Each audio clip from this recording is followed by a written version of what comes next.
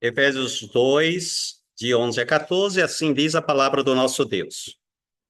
Portanto, lembrai-vos de que outrora vós, gentios na carne, chamados incircuncisos por aqueles que se intitulam circuncisos na carne, por mãos humanas, naquele tempo estáveis sem Cristo, separados da comunidade de Israel e estranhos às alianças da promessa, não tendo esperança e sem Deus no mundo. Mas agora, em Cristo Jesus, vós que antes estáveis longe, fostes aproximados pelo sangue de Cristo, porque ele é a nossa paz, o qual de ambos fez um.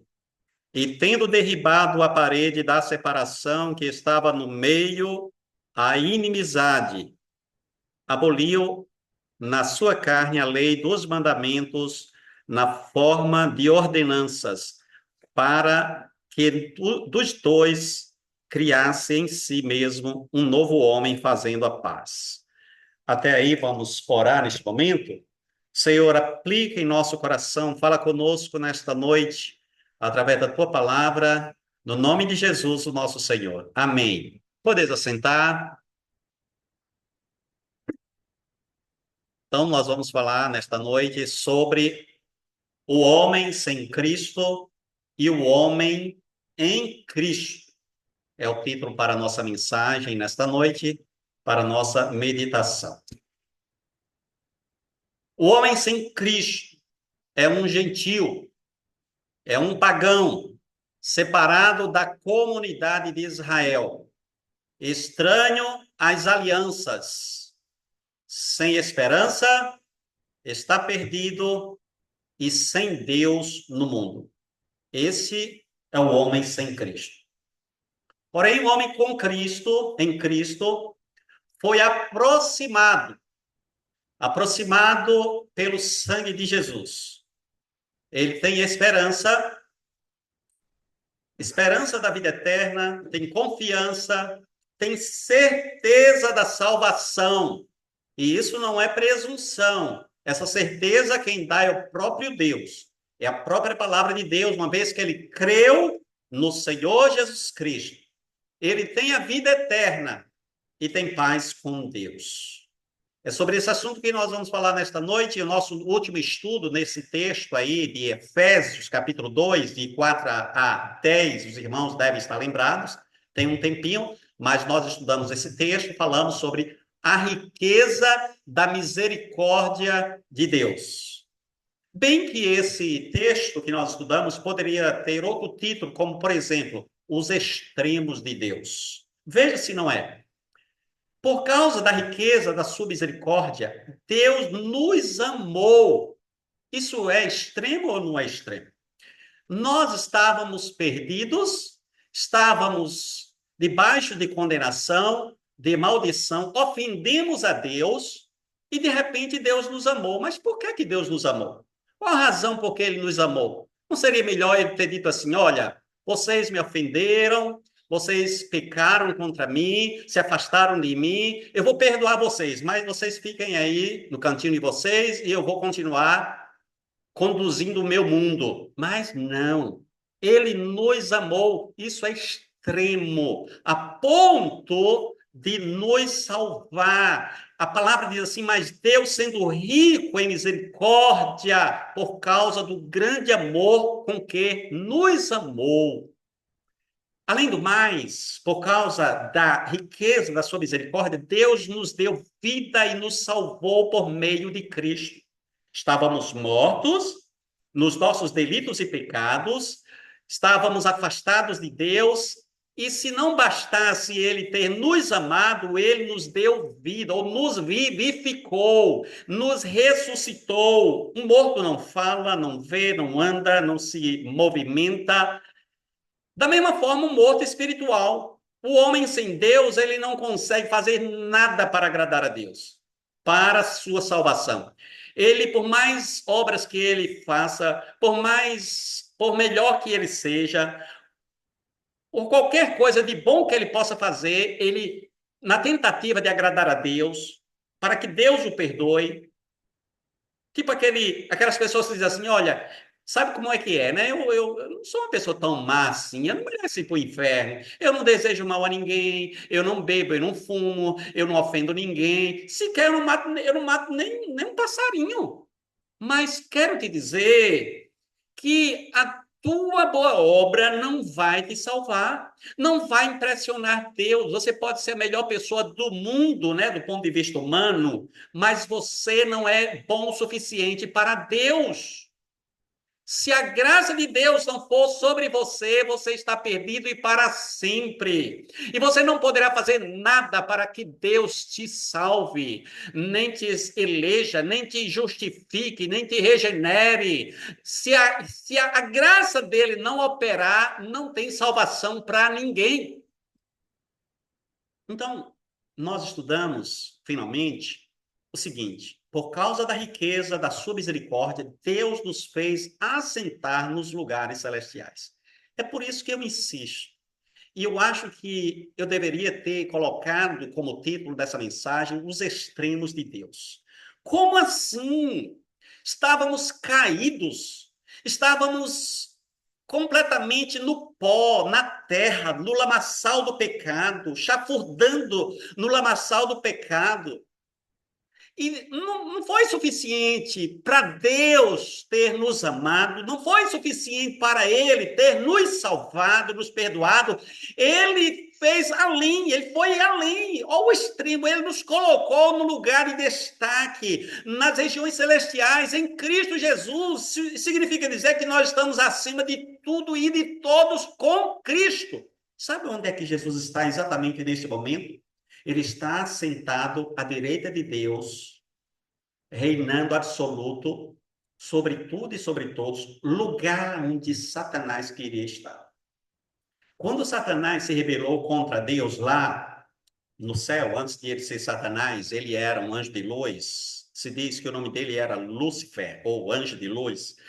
Ele pecou contra Deus de dentro para fora, ou seja, ele se orgulhou, se envaideceu pela sua beleza, pela sua grandeza que Deus tinha dado a ele. Ele realmente era grande, ele realmente era muito bonito, inteligente, era muito sábio. Claro que não era Deus como Deus. E Satanás achou que por ter recebido tamanho poder e tamanha grandeza, ele achou que poderia ser igual a Deus e disse: é o seguinte, a partir de hoje eu vou ser Deus, eu vou ser como Deus, eu vou sentar nas maiores alturas, nos montes mais altos, eu vou ser como Deus. Não deu outra, Deus expulsou na hora lá do céu.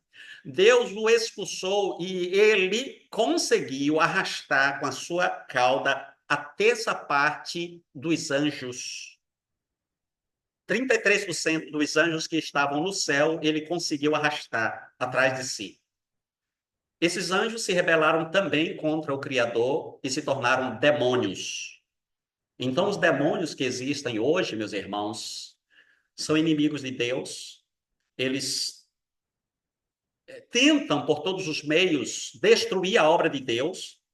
Ele vai tentar o homem, vai seduzir o homem, vai fazer de tudo para que o homem caminhe para o precipício, como ele já está no precipício, mas aos eleitos ele não pode seduzir, ele não pode arrastar, ele não pode, embora a Bíblia diz, se possível fosse, ele enganaria até os eleitos, mas ele não consegue. Você é um eleito? Você está no meio da igreja, do povo de Deus, lavado e remido pelo sangue de Jesus? Pois acredite, se é assim, se você crê em Jesus, se você é um filho de Deus, se você já se arrependeu dos seus pecados, se você já entregou a sua vida a Jesus, se você ama a Jesus, você está exatamente neste momento, eu falo do ponto de vista espiritual, sentado nas regiões celestiais em Cristo Jesus, com Cristo Jesus reinando. Nós, fisicamente, irmãos, não estamos ainda lá nesse lugar, mas já estamos espiritualmente, porque nós já ressuscitamos com Cristo e estamos juntamente com Ele, que nos ressuscitou. Ele nos fez assentar nos lugares celestiais em Cristo Jesus, que está no versículo 6, para mostrar nos séculos vindouros a suprema riqueza da sua graça em bondade para conosco em Cristo Jesus. Que preciosidade esta palavra, a palavra do Senhor ao nosso coração. Mas nós vamos estudar o texto que foi lido hoje, tá certo? E o título que dei foi O Homem Sem Cristo e o Homem em Cristo. Vamos falar primeiro sobre o homem sem Cristo. O homem sem Cristo está perdido. Volte para o texto, por favor. Os versículos 11 e 12 dizem: Portanto, lembrai-vos de que outrora vós, gentios na carne, chamados incircuncisos por aqueles que se intitulam circuncisos na carne, por mãos humanas, naquele tempo estáveis sem Cristo, separados da comunidade de Israel e estranhos às alianças da promessa, não tendo esperança e sem Deus no mundo.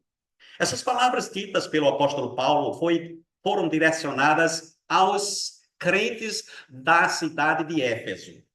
Eles eram gentios antes de conhecer a Cristo.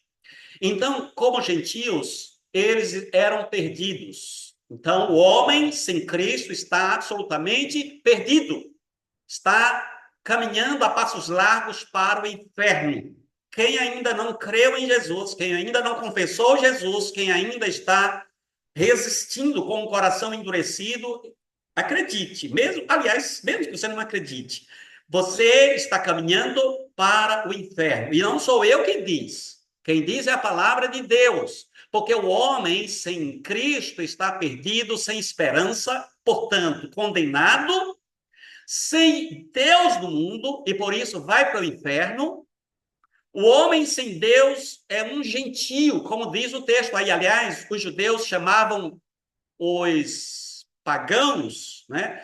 Aqueles que não eram judeus, de gentios. Gentio significa pagão, idólatra, politeísta. Todo ser humano, de todos os tempos, de todos os lugares, são pagãos, perdidos, idólatras, politeístas, ou seja, adoram vários deuses, eles não adoram Deus verdadeiro. E nós, como os efésios, também éramos gentios, pagãos, idólatras, sem Deus, sem a graça de Deus, perdidos, estávamos caminhando para o inferno. Até que Cristo nos salvou, nos amou. Os judeus chamavam, então, esses gentios de incircuncisos. Aliás, eles faziam isso desdenhosamente. Deus se revelou ao mundo através dos judeus, através de Israel. Fez uma aliança com Abraão, enviou seu filho através da tribo de Judá. Os judeus, que eram, por assim dizer, o povo de Deus, deveriam dar testemunho, e um testemunho sério, para alcançar os gentios. Eles deveriam, pelo contrário, orar pelos gentios, pelos gregos, orar por todos que não eram judeus e pregar o evangelho a eles. Mas os judeus falharam nisso, com raras exceções. Da mesma forma como aquelas pessoas de hoje que são cristãs, se dizem cristãs, mas que não dão testemunho. Como é que você é um cristão e não dá testemunho? Ao invés de você representar Deus diante das pessoas do mundo lá fora, ninguém sabe nem que você é crente. Você não fala que é crente. Você tem vergonha de Jesus. Você tem vergonha de carregar uma Bíblia. Você tem vergonha que as pessoas vejam você como crente. Então está negando a Jesus. O Senhor Jesus disse que aquele que se envergonhar de mim neste mundo, eu me envergonharei diante do Pai e dos anjos que estão nos céus. Porém, quem me confessar diante dos homens, eu confessarei diante do Pai e dos anjos que estão nos céus. Portanto, nós precisamos tomar cuidado. Não podemos fazer como os judeus do passado que negaram a sua fé, que não tiveram coragem de testemunhar do evangelho, que não amaram os gentios, que não oraram pelos gentios, pelo contrário, ficavam zombando dos não-judeus, que eram os gentios, chamavam os gentios de cães, chamavam os samaritanos de endemoniados, chamavam aqueles que não eram judeus de tudo que você possa imaginar. Ou seja, eles estavam perdidos também, precisavam se arrepender, apesar de Deus ter escolhido a eles para fazer uma aliança, para revelar a ele tudo que Deus revelou, para dar a eles, os judeus, a lei, os profetas, o templo, os sacrifícios, todas as revelações, todas as festas culticas do passado, tudo Deus deu aos judeus. No entanto, os judeus negligenciaram. Os judeus não honraram a aliança que Deus fizera com eles. Os judeus foram inimigos, inclusive, do evangelho, porque quando o evangelho chegou, quando Jesus chegou, eles não perceberam e continuaram na sua religiosidade morta, sem Deus, sem a graça de Deus. Então, o Senhor Deus enviou o seu Filho através da tribo de Judá. E o propósito deste envio foi salvar judeus e gentios. Não foi só os judeus. Aliás, os judeus pensavam que a salvação era só para eles. Mas a palavra de Deus diz em João 3,16, porque Deus amou o mundo de tal maneira que deu seu Filho unigênito para que todo aquele que nele crê não pereça, mas tenha vida eterna. Então, Deus deu graciosamente o Filho dele para salvar a todos que crescem, tanto judeus quanto gentios. Portanto, lembrai-vos de que outrora vós gentios, versículo 11, na carne, chamados incircuncisão por aqueles que se intitulam circuncisos na carne por mãos humanas. O homem sem Cristo está sem esperança. Nem judeu, nem gentio pode se salvar sem Cristo. Os judeus, como falei, receberam a circuncisão, a lei, as alianças, o templo, os profetas, os sacrifícios, o sábado, as festas religiosas, mas faltou a eles o principal. O que é o principal? O principal é Jesus. Vocês já ouviram aquela ilustração que diz que uma mulher, uma certa vez, estava com um bebê no braço. E ela ouviu uma voz. Ela estava na frente de uma grande caverna, e na sua frente tinha uma entrada.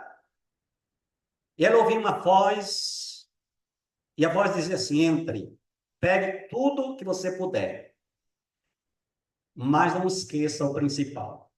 Você tem 10 minutos para entrar, pegar todas as riquezas que tem lá dentro, colocar na sua mochila e sair imediatamente, porque vai fechar uma porta e esta porta será fechada para sempre.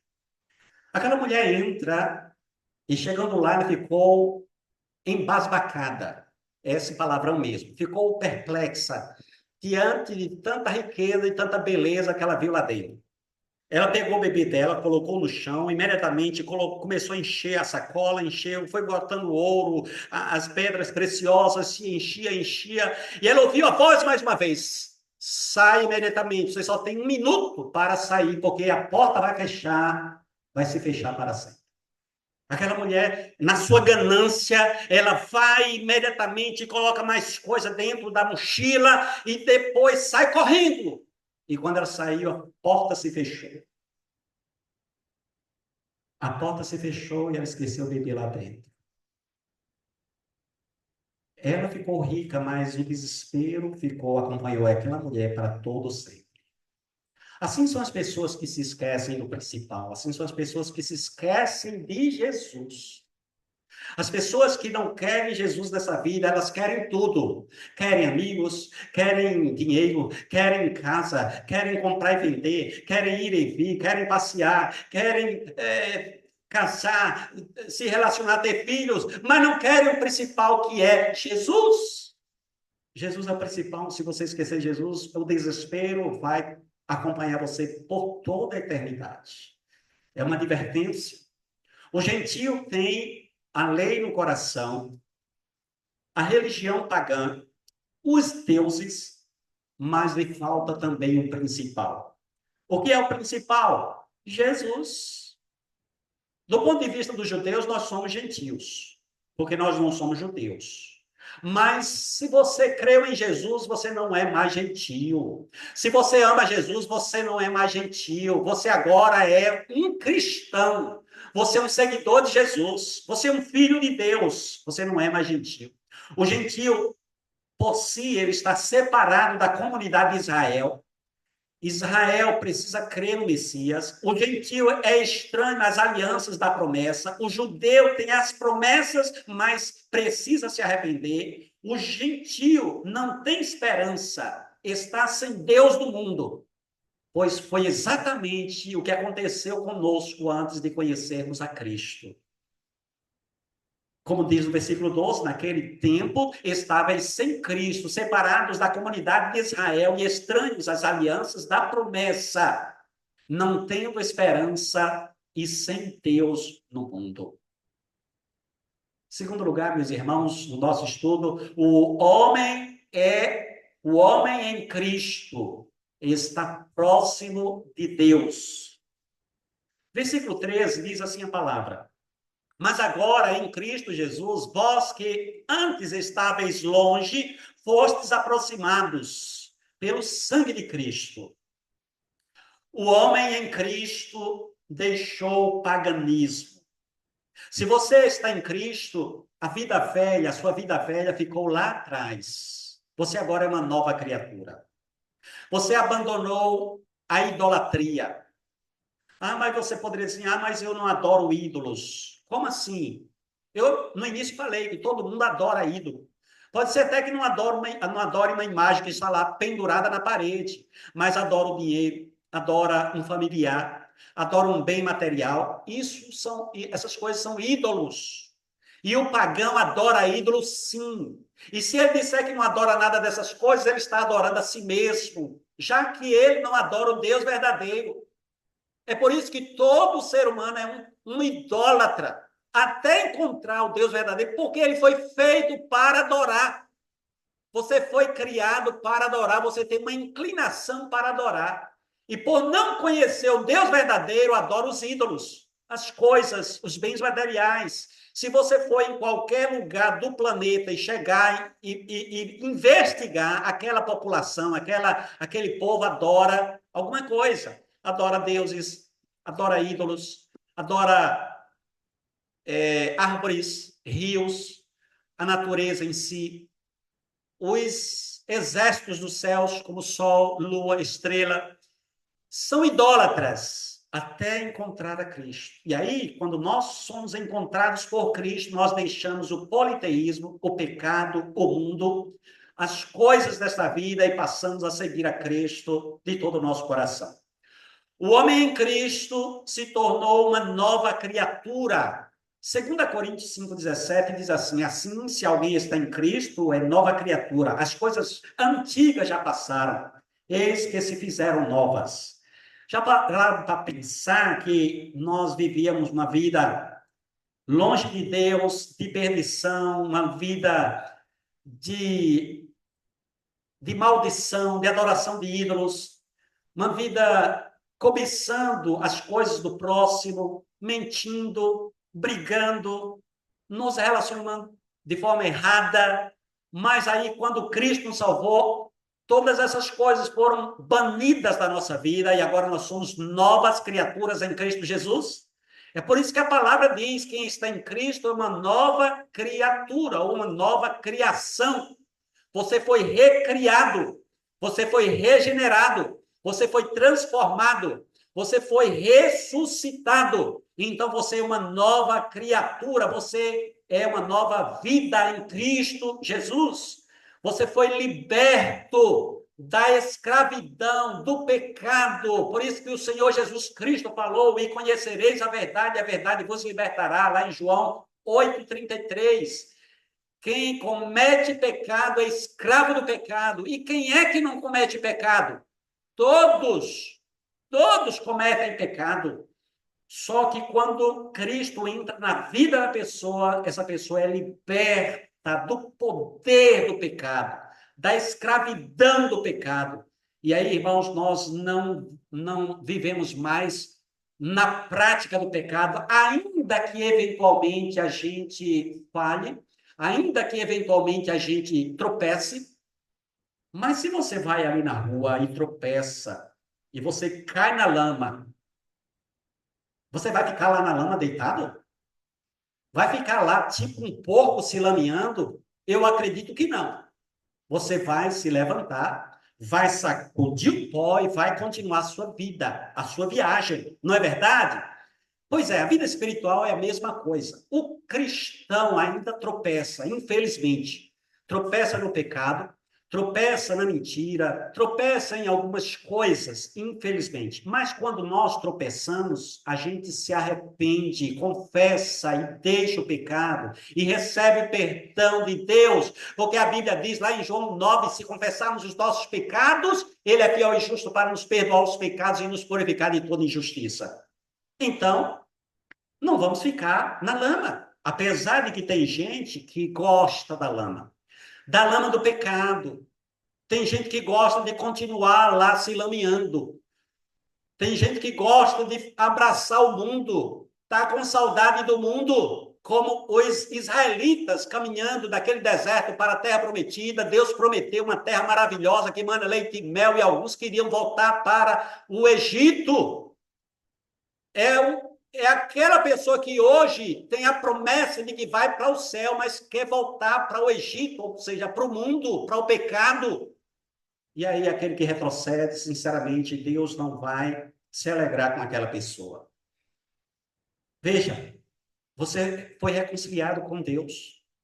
Você está em Deus agora. Você está em Deus através de Cristo. Como disse Paulo, lá em 2 aos Coríntios 5,19, a saber que Deus estava em Cristo reconciliando consigo o mundo, não imputando aos homens as suas transgressões e nos confiou a palavra da reconciliação. Portanto, você, meu irmão, você, minha irmã, foi reconciliado com Deus por meio de Cristo. Ou seja, eram dois amigos que se ofenderam. Aliás, para ser justo, bem justo e honesto, um amigo que ofendeu o outro e que por isso se tornou inimigo. Este que ofendeu foi o homem, fui eu, foi você, nós ofendemos a Deus e nos tornamos inimigos de Deus. E claro, quem perdeu fomos nós, a humanidade, porque é o homem que tem que levantar a bandeira branca e não é Deus. Deus não vai levantar a bandeira branca a não ser que o homem se humilhe, porque Deus deu o primeiro passo e diz para o homem se arrepender. E Deus perdoa. E Cristo veio e reconciliou o homem com Deus, com a própria vida, com o seu sangue derramado na cruz do Calvário. E aquele que crê nesse sacrifício se torna agora amigo de Deus. E tem uma nova vida em Cristo Jesus. Nós éramos inimigos de Deus. Cristo nos reconciliou e nos fez agora amigos de Deus. Nós estávamos longe, agora estamos perto. Estávamos perdidos, fomos achados. O Senhor Jesus conta uma parábola, a parábola da ovelha perdida. Um homem tinha 100 ovelhas e uma se extraviou. Aquele homem deixa aquelas 99. Um texto diz que ele deixou nas montanhas, o outro texto diz que ele deixou no deserto. E foi procurar a ovelha perdida. Eu fico imaginando aquele homem indo por toda parte, procurando nas florestas, ou quem sabe mesmo nos penhascos, nos lugares mais difíceis. A imagem que vem na minha mente é essa, nos penhascos, naqueles terrenos completamente íngremes.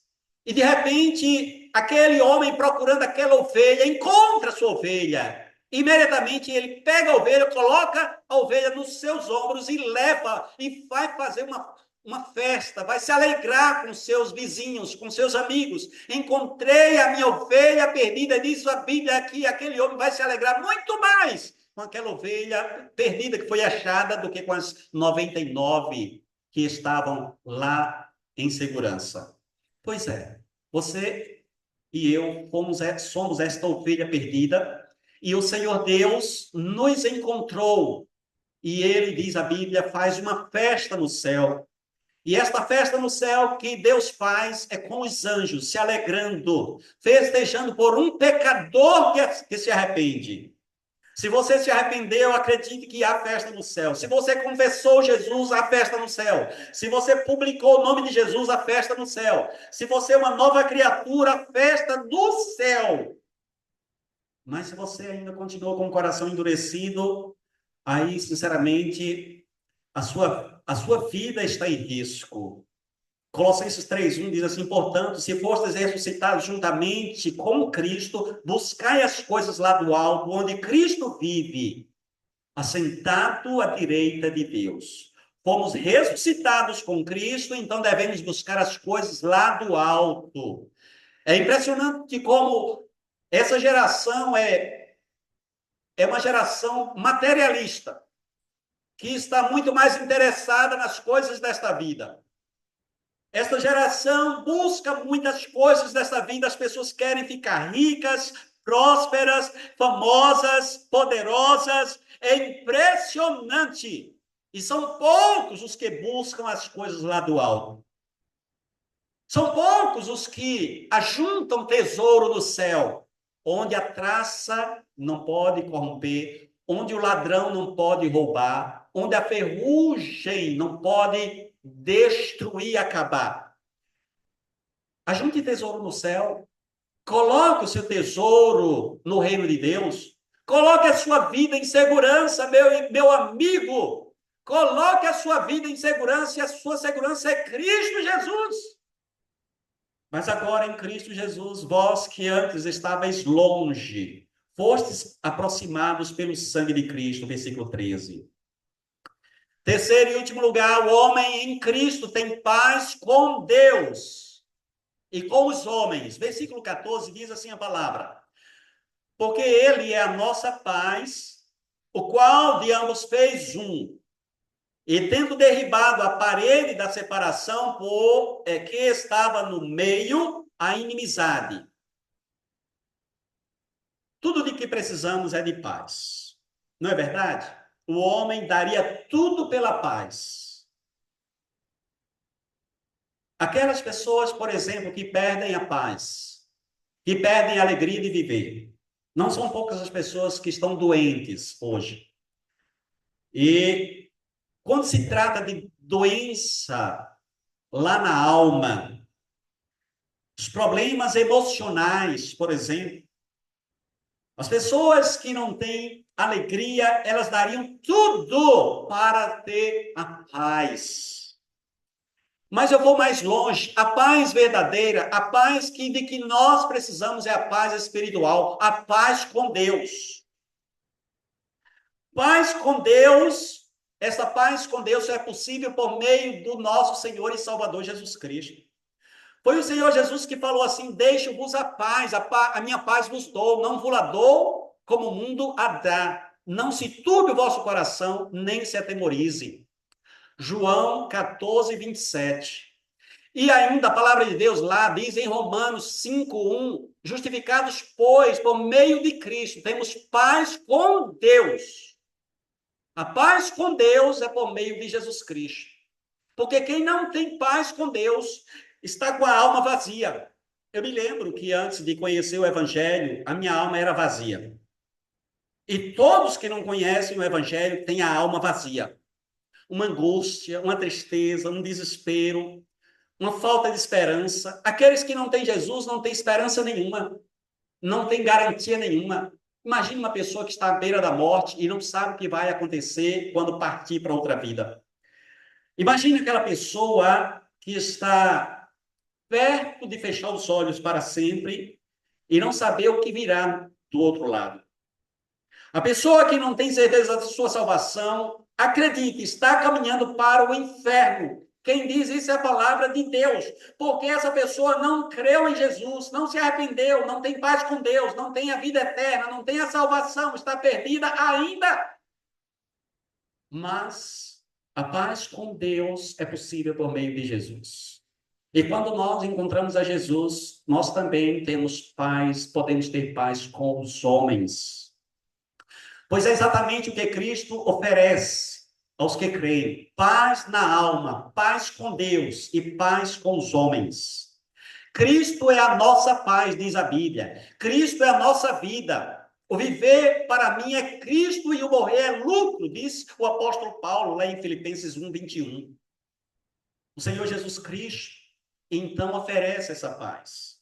É a paz que o mundo não pode oferecer. O mundo oferece uma paz, mas é uma paz transitória. Oferece uma alegria, mas é uma alegria só passageira.